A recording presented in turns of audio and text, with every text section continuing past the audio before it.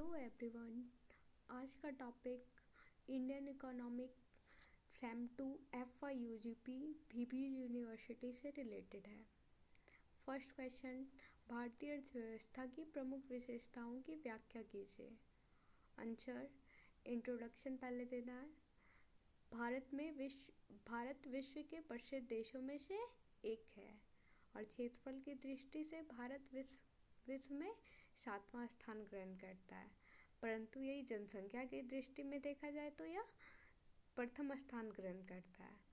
भारत की कुल भौगोलिक क्षेत्रफल 32.87 लाख वर्ग किलोमीटर है। इसकी भूसीमा 15,200 किलोमीटर तथा तट सीमा 7,516.6 किलोमीटर है। भारत की जनसंख्या वर्तमान समय में 140 करोड़ हो गई है। अर्थात भारत में इतनी अधिक जनसंख्या होने के बावजूद भी भारत खाद्यान्न मामले में आत्मनिर्भर है तथा विश्व के औद्योगिक क्षेत्र में 10वां स्थान ग्रहण करता है।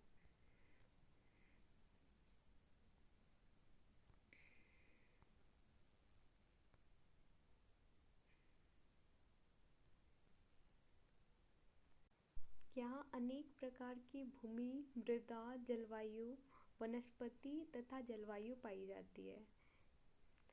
अब भारतीय अर्थव्यवस्था की प्रकृति। भारतीय अर्थव्यवस्था की प्रकृति को नीचे के बिंदुओं द्वारा स्पष्ट किया जा सकता है। फर्स्ट, मिश्रित अर्थव्यवस्था। भारतीय अर्थव्यवस्था एक मिश्रित अर्थव्यवस्था है जिसके विकास में निजी और सार्वजनिक दोनों क्षेत्र मिलकर अपनी अपनी भूमिका निभाते हैं। सेकेंड, प्रगतिशील अर्थव्यवस्था। भारतीय अर्थव्यवस्था प्रगतिशील अर्थव्यवस्था है जिसमें लोकतांत्रिक व्यवस्था के आधार पर तीव्र एवं तकनीकी आर्थिक प्रगति की ओर बढ़ने का लक्ष्य रखा गया है। थर्ड है समतावादी अर्थव्यवस्था। भारतीय अर्थव्यवस्था एक समतावादी अर्थव्यवस्था है जिसमें देश के प्रत्येक नागरिक को समान अधिकार दिए जाने पर जोर दिया जा रहा है और इसके लिए समाज के गरीब एवं पिछड़े वर्ग के विकास के लिए अनेक प्रकार की योजनाएं, नीतियां आदि का भी निर्माण किया जा रहा है। फोर्थ है संघीय अर्थव्यवस्था। भारतीय अर्थव्यवस्था एक संघीय अर्थव्यवस्था है क्योंकि यहाँ राज्य सरकार तथा केंद्र सरकार साथ मिलकर कार्य करती है। फिफ्थ है विकासशील अर्थव्यवस्था। भारतीय अर्थव्यवस्था एक विकासशील अर्थव्यवस्था है जो अर्धविकसित की अवस्था से निकलकर विकसित अर्थव्यवस्था के लक्ष्य की ओर बढ़ रहा है। पहले इंट्रो देना है, फिर नेचर लिखना है, अब कैरेक्टरिस्टिक्स लिखना है।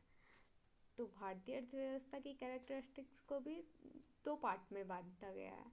एक फर्स्ट परंपरागत विशेषताएं, सेकेंड नवीन विशेषताएं। ये परंपरावादी विशेषताएं वे विशेषताएं जो भारत को स्वतंत्रता से पूर्व प्राप्त थी और ये विशेषताएं भी निम्नलिखित है। फर्स्ट, कृषि की प्रधानता। भारत की सबसे प्रमुख विशेषताएं कृषि की प्रधानता है। भारत की अधिकांश जनसंख्या अपनी आजीविका के लिए कृषि पर निर्भर है। यहाँ की कार्यशील जनसंख्या का 64% जनसंख्या कृषि पर निर्भर करती है तथा शेष बचे हुए 36% जनसंख्या उद्योगों तथा सेवा क्षेत्र में कार्यरत है।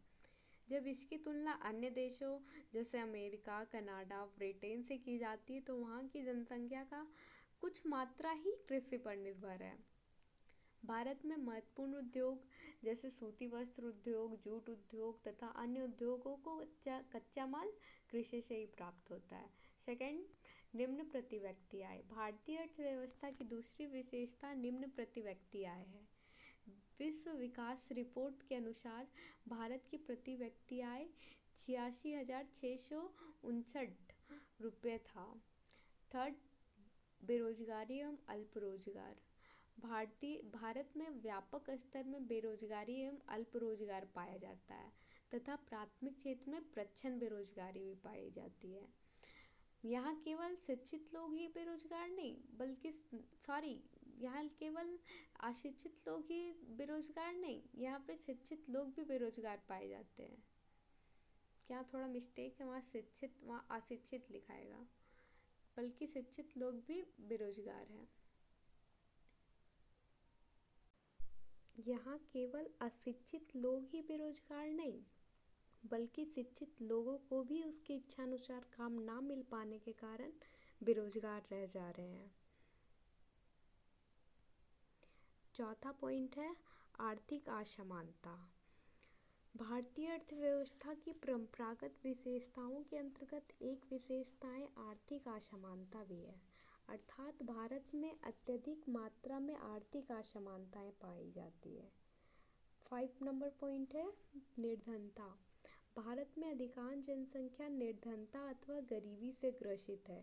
यहाँ की 50% से अधिक जनसंख्या गरीबी रेखा के नीचे जीवन यापन करती है।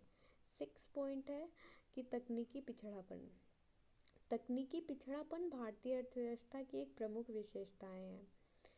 भारत में उत्पादन के लिए जिन उपकरणों तथा विधियों का प्रयोग किया जाता है वे आधुनिक दृष्टि से पुराने व निम्न कोटि के होते हैं। 7 नंबर पॉइंट है जनसंख्या दबाव। भारतीय अर्थव्यवस्था की एक अन्य विशेषताएं अधिक जनसंख्या भी है। 1951 ईस्वी में भारत की जनसंख्या 36 करोड़ थी, जो 2011 में बढ़कर 121 करोड़ हो गई और वर्तमान समय में तो जनसंख्या और भी बढ़ रही है और वर्तमान समय में लगभग 140 करोड़ पहुंच गई है। अब सेकंड, पहला परंपरागत विशेषताएं बता दी हैं, अब है सेकंड नवीन विशेषताएं। देखो, भारतीय अर्थव्यवस्था की परंपरावादी विशेषता से यह निष्कर्ष निकाला जा सकता है कि भारत एक पिछड़ा हुआ देश हुआ करता था।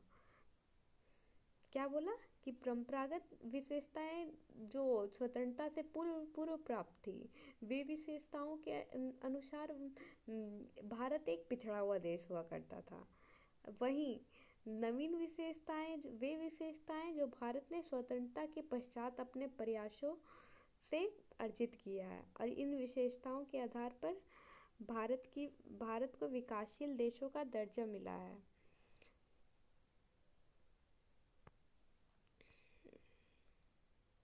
ये विशेषताएं निम्नलिखित है। फर्स्ट है नियोजित अर्थव्यवस्था।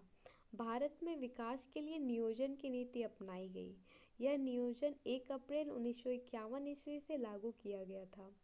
अब तक बहुत सी ऐसी योजनाओं को शुरू किया गया है जिससे देश का तेजी से विकास हो पा रहा है। सेकंड है सार्वजनिक क्षेत्रों का विकास। यहाँ पर सार्वजनिक क्षेत्रों का भी लगातार विकास हो रहा है। सार्वजनिक क्षेत्र के अंतर्गत क्या क्या आ जाएगा?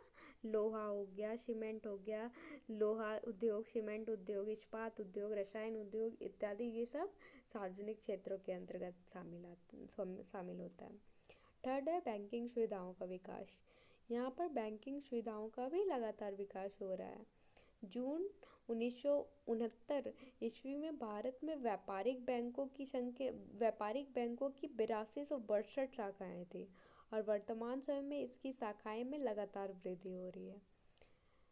4 नंबर है प्रति व्यक्ति आय में वृद्धि। भारतीय अर्थव्यवस्था में स्वतंत्रता के बाद व्यक्ति की आय में लगातार वृद्धि देखी जा रही है। 5 नंबर पॉइंट, लास्ट पॉइंट, सामाजिक सेवाओं का विस्तार। भारत में शिक्षा, स्वास्थ्य जैसे सामाजिक सुविधाओं का भी विकास हुआ है। शोध एवं तकनीक में प्रगति हुई है जिससे साक्षरता स्तर भी बढ़ा है। अब निष्कर्ष लिख देना है।